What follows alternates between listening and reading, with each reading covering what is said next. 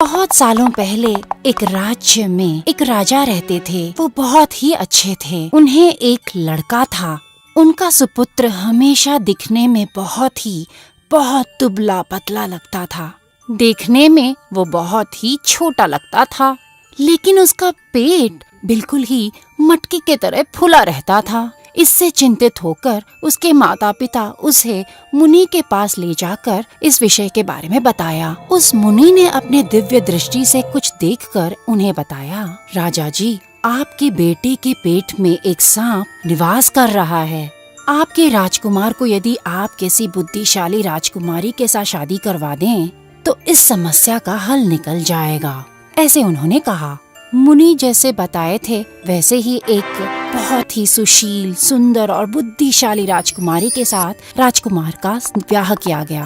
कुछ दिनों बाद राजकुमारी ने राजकुमार को साथ लेके वनवास की तरफ निकली।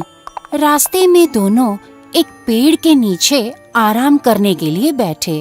उस पेड़ के पास एक छोटा सा सांप का बिल था।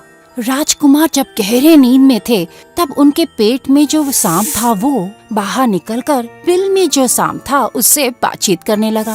वो दोनों कुछ ऐसे ही बातचीत किया। बिल का सांप, आहा, अरे भाग्य तो इसी को कहते हैं। उसमें पेट का सांप, मुझसे क्यों जलते हो? तुम तो खुद के अपने ही घर में रह रहे हो, मेरे जैसे थोड़ी ना हो।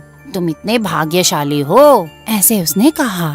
उस पर बिल का सांप ने, अरे छोड़ो, हाँ सावधान रहना, यदि वो कभी दवाई पिएगा तो तुम मर जाओगे, ऐसे उसने कहा। उस पर पेट का सांप, तुम भी सावधान रहो, यदि मैं दवाई से मरूंगा तो यदि तुम्हारे ऊपर कोई गर्म पानी डालेगा तो तुम भी मर जाओगे, सावधान, ऐसे उसने कहा। उनकी बातचीत को राजकुमारी ने सुना। फौरन उसने यहाँ वहाँ पेड़ पौधे इकट्ठा करके दवाई बनाकर राजकुमार को दिया। उसके बाद मटके भर पानी भर के उसे उबाला। उबलते पानी को बिल में डाला तो वो पिघल गया। वहाँ पे 2 मटके भर के सोने के सिक्के जमा हो गए। पेट में जो सांप था वो मर गया। उसके बाद उस संपत्ति को लेकर दोनों दंपति बहुत ही खुशी से रहने लगे।